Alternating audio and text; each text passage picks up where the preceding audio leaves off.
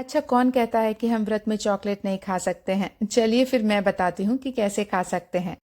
तो पहले half tea spoon घी में 2.5 कप मखाने को क्रिस्पी होने तक भून लीजिए। अब इसे प्लेट में निकाल के उसी कढ़ाई में हाफ टी स्पून घी, हाफ कप गुड़ का पाउडर और 2 चम्मच पानी मिलाएंगे।